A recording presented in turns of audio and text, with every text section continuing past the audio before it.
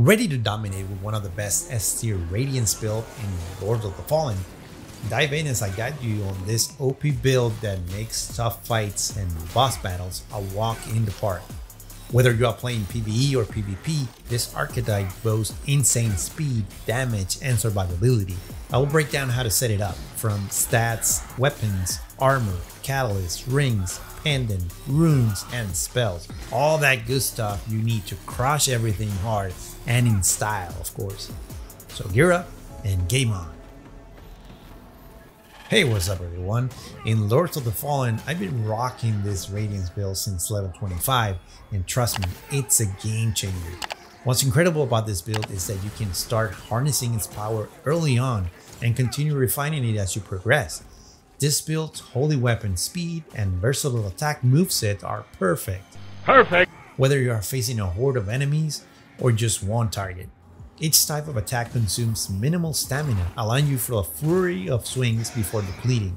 You can spam the single hand attack to do a quick powerful combo, or use the charge attack to do high damage and posture damage.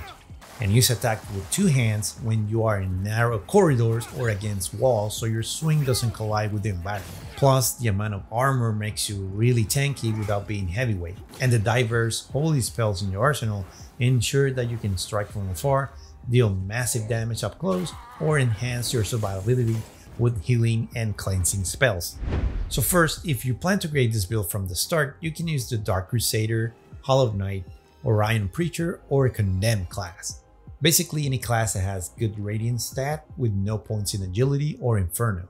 I chose the Condemned class to be able to craft my character from the ground up. So the most important stats to have are Radiance, Vitality, and Endurance. Radiance being your primary stat, it will increase your weapon attack power, your amount of mana, and use as a requirement for equipment and spells. Your secondary stat is Vitality. Like in all Souls-like games, you need a good HP pool for survivability. And last but not least, Endurance, to be able to have a good amount of stamina to make more swings with your weapon and help you with equip load. My character with this level has the following stats. Remember that if you have a different class, the stats can be different. Strength at 12, you need at 12 to use the Hollow Knight shield. No points in Agility. Endurance at 20 to get it at the first soft cap. Vitality at 34, that's close to the second soft cap. Radiance at 53 to get past the first soft cap, and no points in Inferno. Follow the stats radio while you keep leveling and progressing through the game. Now for the weapon, we gotta talk about the weapon. It's the staple of this Radiance build. It's the popular and infamous Pieta sword. It scales with Radiance and has 90 point in smite damage, and when you fill up the smite status effect meter to full, it will cause a vertical lightning strike upon the enemy, doing a single burst of holy damage. It's considered a short sword. It boasts an impressively long reach, enabling you to maintain a medium distance from enemies. Coupled with its lightweight nature, it delivers swift attacks. Combine that speed with its reach and great damage, and you got a truly powerful weapon in your hands. It has a requirement of 25 Radiance, so if you plan to use it early on, that should be your main goal. You can purchase Pieta's sword with the NPC Mohu at Skyred's Bridge with a cost of 40 Umbral Scouring, only when you obtain the Remembrance of Pieta Shieldblessed Renewal after you defeat her and soul flay with your lamp in the Emerald Realm onto the memory that's located in that area.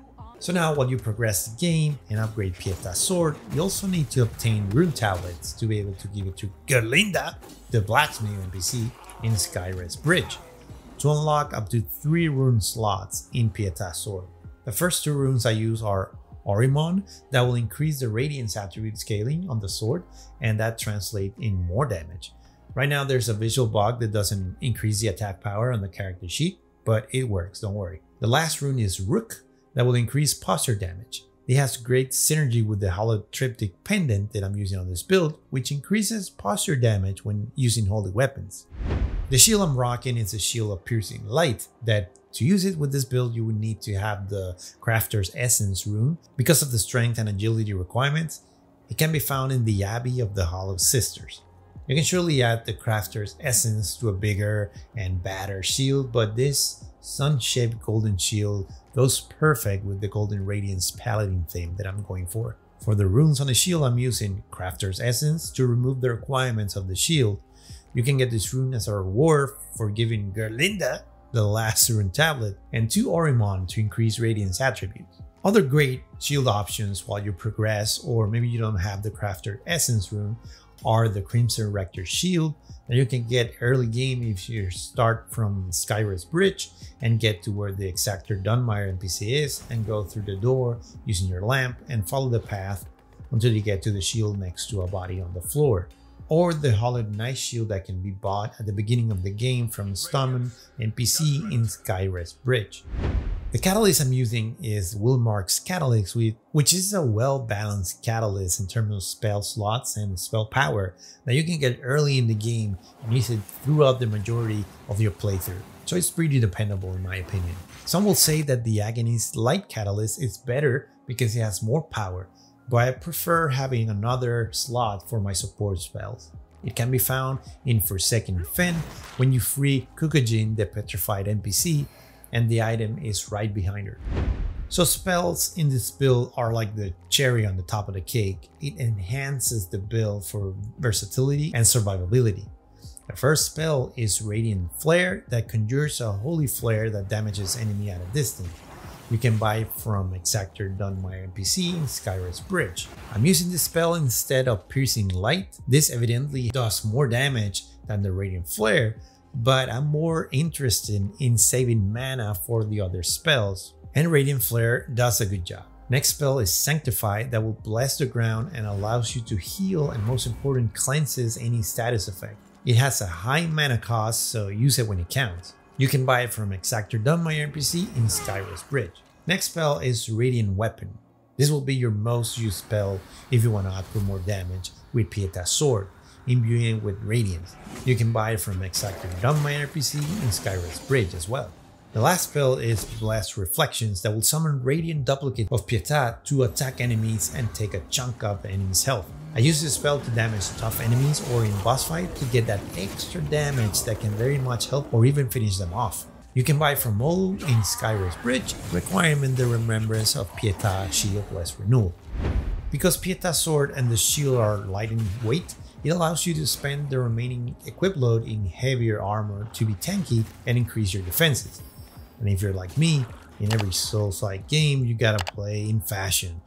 And what better armor to be like a Radiant Shining Armor or Paladin than the Sovereign Protector set, comprised of helm, armor, gloves, and pants. It's a beauty of a set. And the great thing is that it has high damage mitigation and resistances, paired with the Lawless Tinct to give it that sweet golden color. It can be found in Sunless Skein. So now the best pendant to use is the Hallowed Triptych, which deals additional posture damage with your holy damage. And since Pieta's sword is all about holy damage, doing even more posture damage will break enemy stance and make your life easier. It can be found in Mask of the Hallowed Brothers. But while you progress in the early to mid-game, you can use the Empyrean Pendant that will increase your holy damage and defense and can be bought from Exactor Dunmire in Skyra's Bridge. The first ring I'm using is the best of the best in my opinion, and that's the Mine Owner's Ring that will increase your maximum stamina and stamina regen rate, and that is a must to keep stamina up, to keep swinging your sword and have little downtime. It can be found really early in the abandoned Red Copse area next to the Red Copse Windmill or the vestige of Marco the Axe. Heading up the steps, it's hanging from a body next to a house. For the second ring, I mainly use Queen Verena's second ring to regenerate health over time in case you are out of healing potions or mana, or you're just traversing the map or back to the hub. It can be found in Upper Karath after completing the Cistern location. Another option is the Ramble Ring to heal you when doing smite attacks. It's located in the Tower of Penance. And in early game, you can use even the Ring of Duty to increase vitality and endurance, which are also important. And there you have it guys, this S Tier Radiance build is your ticket to mastering Lords of the Fallen, from the early game to the most challenging battles. This build ensures you're always a step ahead, blending power with fashion. So harness the might of Pieta's sword, clad yourself in the Sovereign Protector set, and let your spells shine bright. Whether you are a seasoned player or just starting out in Lords of the Fallen, this guide is your blueprint to success. So if you enjoyed this build, please give this video a like and subscribe to not miss any future build videos. Thank you so much for watching. Take care, be safe, and see you on the next one. Ciao!